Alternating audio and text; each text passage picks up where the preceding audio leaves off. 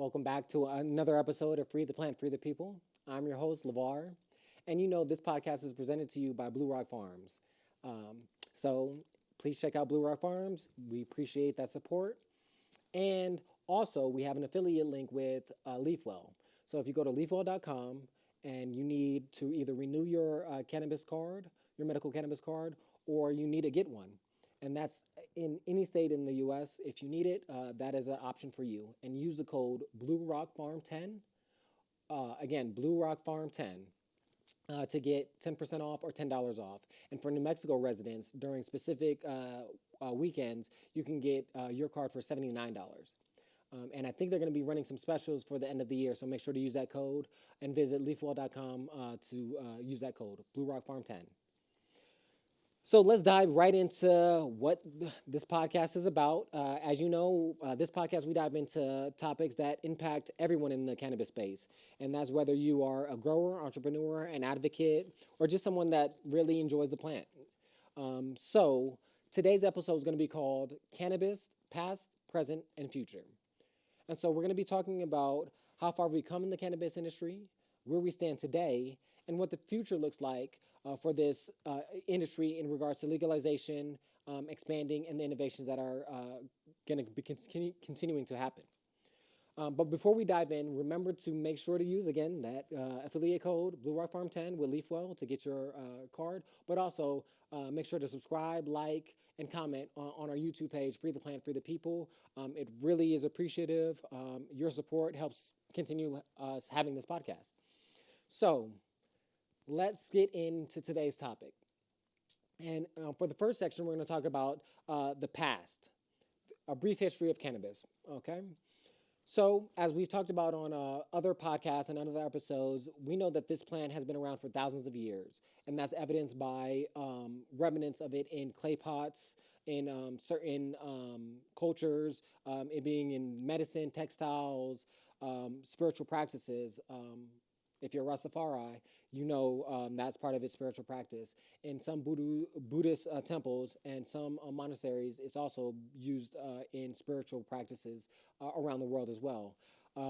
Ancient civilizations such as China, India, Egypt recognized the healing properties of cannabis way long before modern society recognized and is now starting to praise and highlight those medical benefits, and even put that into the picture of it as part of medicinal practice on a larger scale. Again, if you need that code for your medical card, use BluRok Farm 10. But let's fast forward a little bit to the 20th century, and we see that prohibition was a big factor and fueled a lot of how cannabis is seen now in today's society.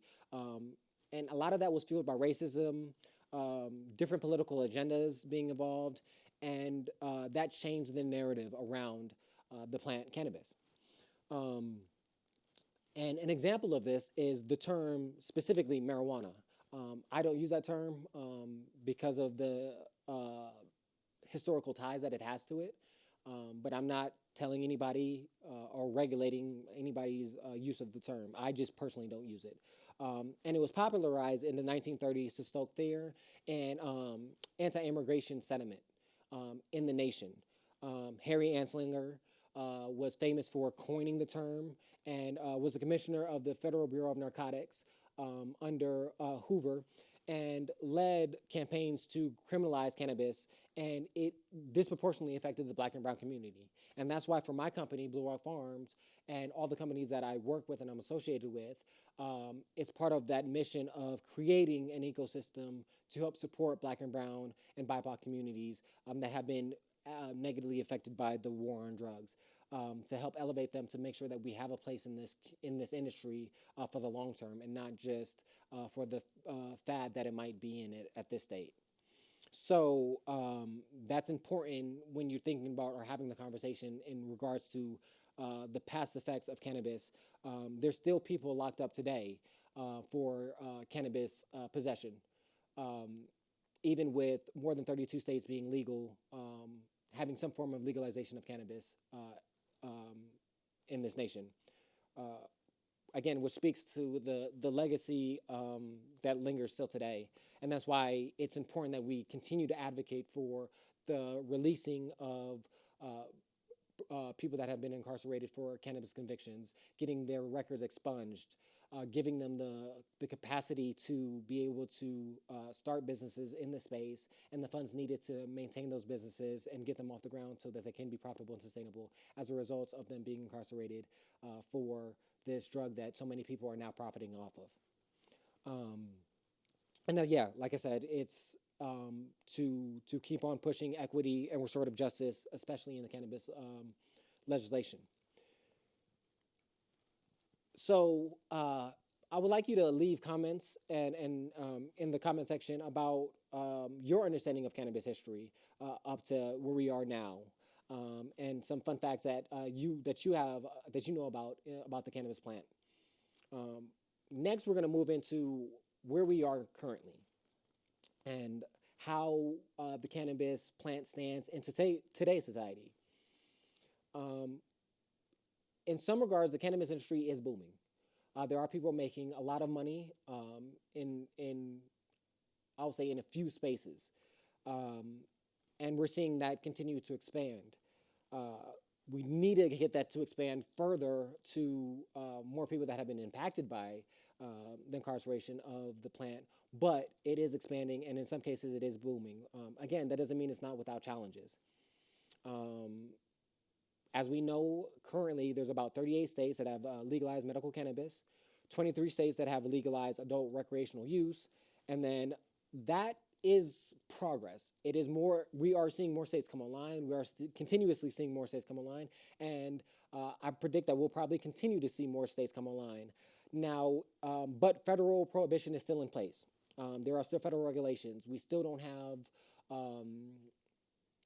the Safe Banking Act hasn't been finalized and pushed through. So there are still banking issues, transporting that product across state lines, interstate commerce, as well as the restrictions on research because of the federal restrictions on it. I believe we're going to be able to find so much more medicinal benefits of this plant and surrounding plants once the federal restrictions are removed to allow for more robust research in those areas. Social equity, as I continuously and will always go back to, is still, there are social equity programs in several states that have recreational use as well as medicinal use. Some, I believe those numbers are inflated more than they actually are. Because, taking for example, here in New Mexico, we say we have a social equity program, which is the micro business, but to me, you can't call it social equity if it's not focused and geared towards the people that were impacted socially in an equitable way, such as the BIPOC and brown community. With the micro business loans, that's available for any and everybody. It's not specified to if you were impacted by or you are in one of those subset of groups that have been impacted by the war on drugs, as well as societal racism and those other factors. That micro business loan or micro business licenses, you can apply for them if you fit in the demographic, but if you don't fit in that demographic, you still can apply for that. So that doesn't mean that it's geared. That's not a social equity program to me. That's like saying all research that deals with illnesses is cancer research. No. If you're researching the flu, you're not researching cancer. It's an illness that the body is affected by, but it's not specifically geared towards cancer, or all cancer is assisting in the research of breast cancer. No. Specifically, breast cancer research is assisting in the research of breast cancer. Cancer research is a broad term that covers all cancers. Breast cancer is in there, but that doesn't mean that it's specifically being guided and directed towards that. That's how I see some of these states that are saying they have social equity programs, but it's not geared towards people that social equity is needed for. So there's still things that need to be done in regards to that. specifically with the social equity program in California, it has helped a lot of black and brown companies get off the ground. But for the field that I'm most focused on, which is cultivation, I still feel there's a lot that needs to be done to help assist uh, those people in those spaces with cultivation, from my perspective. So those are the kind of things that I think need to be addressed and looked at. But that is the current state of which we are. Um, I don't think they're enough. I do think a lot of those programs, the ones that are specifically focused towards assisting social equity qualified applicants, like the BIPOC community, and those disproportionately affected by the war on drugs, are lacking funding. I think is the biggest thing, specifically when it comes to cultivation. Um, Funding, some of the structures around it also need to be more robust. The marketing around them so that people are aware of what companies are social equity, I think needs to be worked on. And I think what the Equity Trade Network is doing with Nina Parks, Ramon Garcia, Chelsea, um, Shani, what a lot of them are doing with that network, I think will be a great asset once they can get it to a national status where we can kind of use their signia as like people use with GMO. Oh, I know this is a GMO product by seeing this logo. It's been verified by other places to indicate that that sticker has a specific meaning. And I think that would help um, increase the funding needed for these social equity companies, because you can then, if you say you are about it, you can then spend your dollar based off of that. So if you're an average consumer and you say you care about social equity, you care about helping the BIPOC community in this space, then you would only buy products that have that on there. And that would then make sure that that dollar, your money is being used to uplift these communities, uplift these companies. And I say that even for here in New Mexico. If you don't want these smaller companies to be outcompeted by these larger companies, like Cookies has a second store location, Urban Wellness, um, Pure Life, so forth and so on, and you want to see these small or local cultivators and businesses make it, then you have to put the dollar towards those businesses so that they can make it. And I think that would be a great way to do that and make it easy for the consumer to identify where they should spend their money and where they shouldn't. Um, and then hopefully, I believe that would also give larger companies like Cookies, like Urban Wellnesses, to then make shelf space for these social equitable companies, um, because it would be profitable for them to do so. If the market is gearing saying that they only are going to be serving these products, those places are going to make sure that they have those products on their shelves so that they get a piece of that pie, um, which also still helps those smaller companies. So I think that it's a way to leverage more to get more for the people that we want to give it to. Innovation and growth. We're seeing a lot of innovation and growth when it comes to from cultivation. I read research on new cultivation methods, different standards all the time, which is becoming more available because more access to research, or more research is being done. And so just imagine how much research can be done when the federal legalization passes, allowing for more people to have access to that research and to do research, more specified research, more dedicated research. We're finding better ways of cultivating techniques of being more regenerative in the farming practices, having less waste, removing more carbon from the atmosphere, understanding in cannabinoids, more understanding of how CBN, THCV works, what it works for, what conditions it will help, what conditions it won't. All of these things are being developed and evolving a lot faster. Just in edibles alone, prior, the edibles was, you had to take it, you had to wait 30 minutes to an hour. Now with these nanoparticles allowing for your body to recognize the THC molecule in your body outside of it being in a fat soluble component, which again, if it's fat soluble, that means you have to then, the fat has to be digested, broken down in order for you to get access to the psychoactive component. being held in it.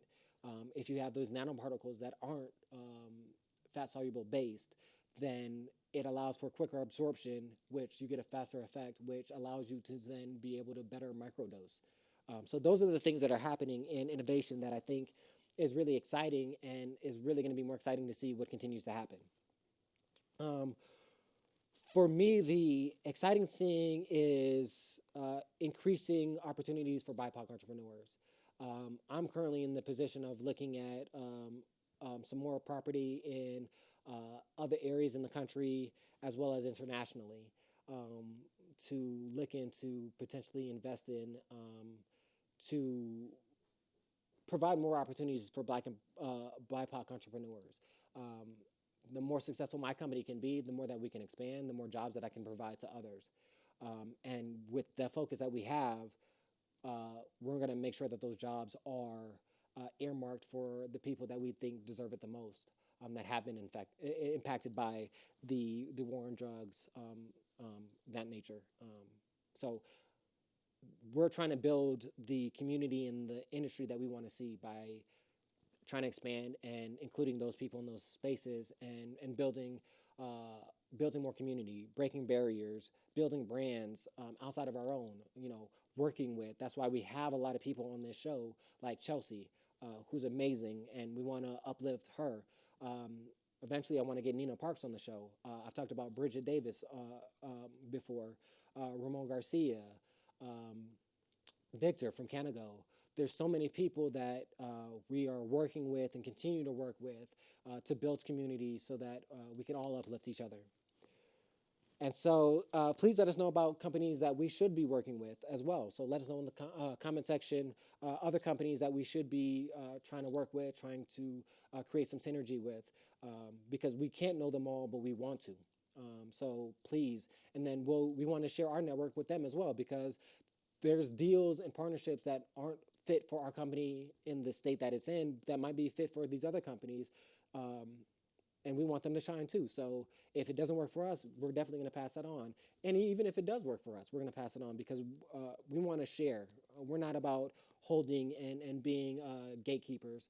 We're about breaking those barriers down, busting those doors open, and keeping them open for everybody. So yeah, please let us know in the comment section, other companies, other entrepreneurs, other businesses.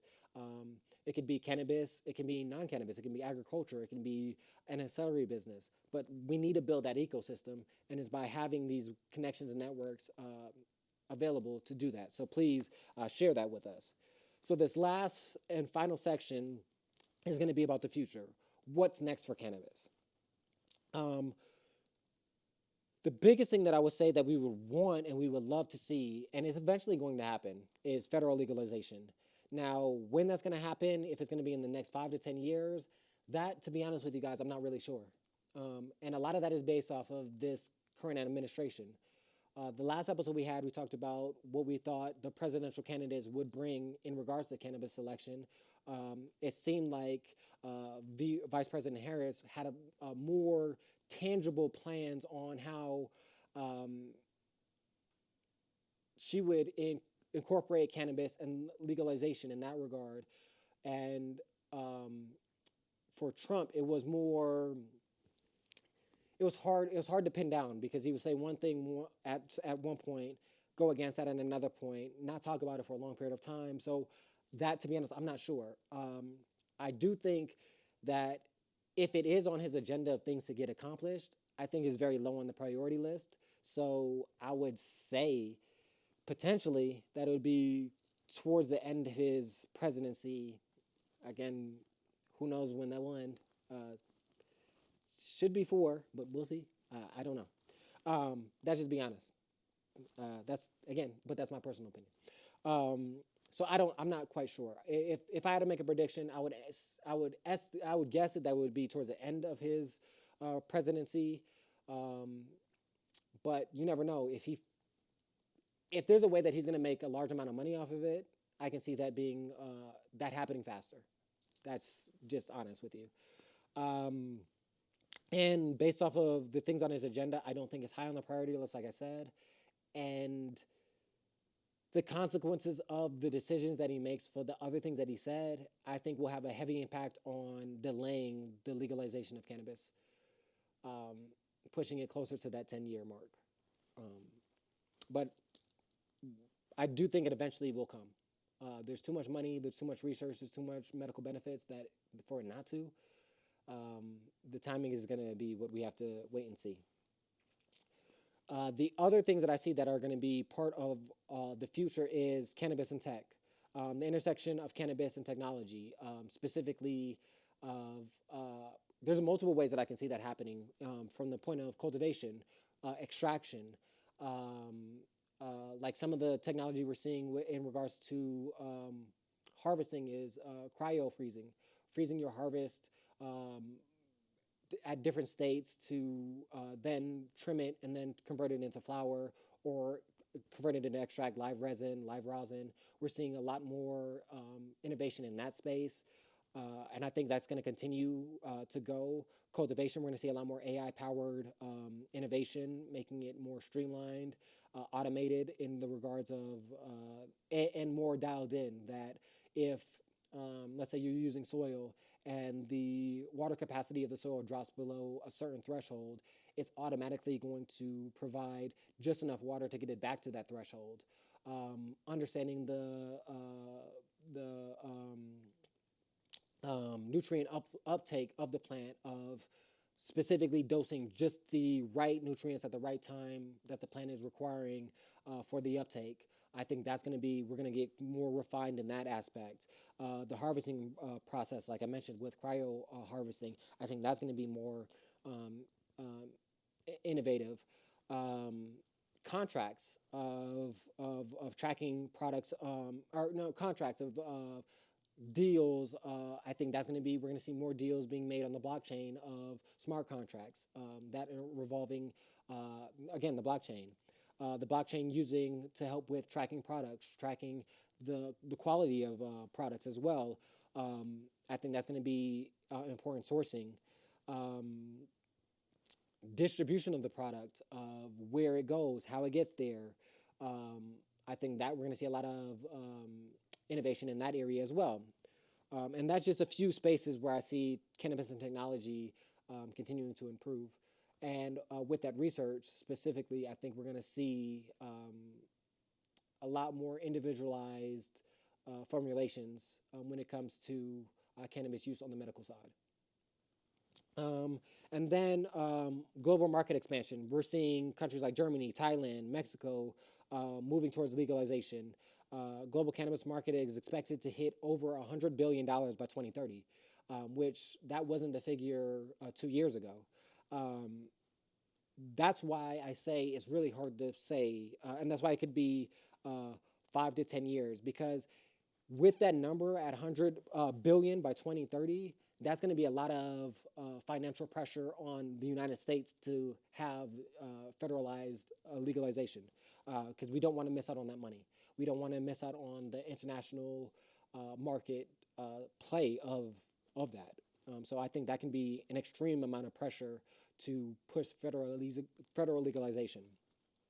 And then the other things that we're going to see in the future is consumer trends, such as more people consuming cannabis and the different ways at which they will be consuming it.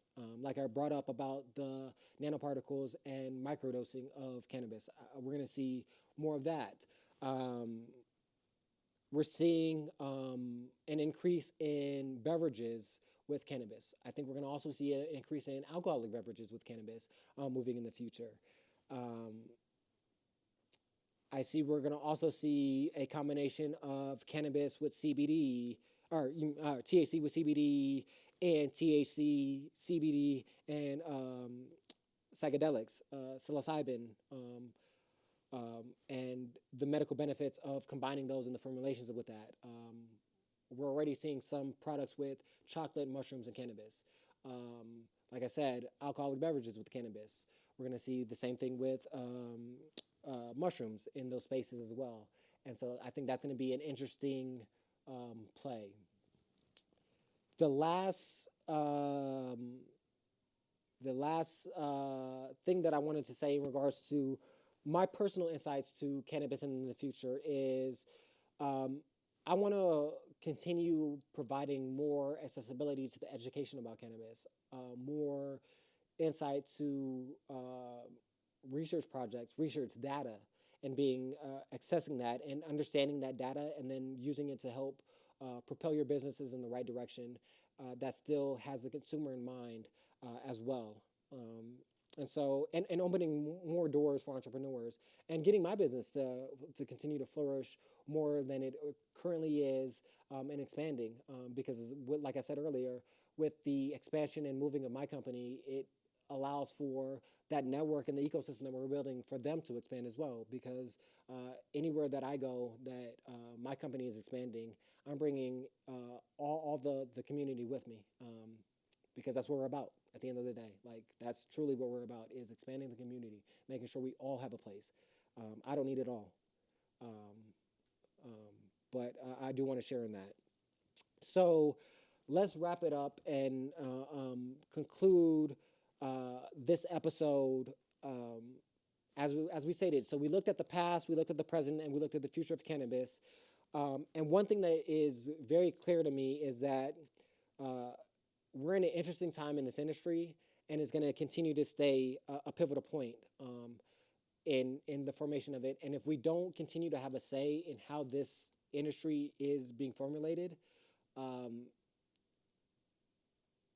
when it gets to the point of it actually being finalized, we can't complain at what the final result is. If we want to see a more diverse industry than we do in other industries, like the food, alcohol, other industries, if we want to see more diversity in this industry, then we have to be the ones that push for it and make sure that that is the case. And we have to make we have to be the future we want to see. So we have to put those in place. So connect with the community, support local, support small cannabis businesses, BIPOC businesses, and we'll continue to move forward. But let us know what you think of the future of cannabis is going to look like, what innovation you see. So yeah, please share your thoughts, and I would love to hear your predictions about the space, and let me know what you think about mine. Good, bad, or indifferent. You know, I'm not right all the time, so please let me know. But um, again, the decisions we make today in regards to advocating for better policies, supporting small businesses, or simply educating ourselves and others, that's what's going to shape the future of the cannabis industry for generations to come. So my kids, grandkids, moving generation after generation, what we do today is going to shape that. So really keep that in mind of how you're advocating for certain things and who you're supporting. And so yeah, I want to say thank you again for listening to another episode of Free the Plant, Free the People. Again, realize your voice does matter, and we would like you to share your voice in sharing this podcast. Please leave a comment, as I've said before. Let's carry this conversation on in the comment section, and let's continue moving forward. So thank you again for listening to another episode of the Free Plant, Free the People. Again, it's presented by BluRok Farms. I'm your host, LeVar. And if you haven't got your cannabis card, make sure you get your medical cannabis card and use the code BluRokFarm10. And as you know, smoke some good. We out.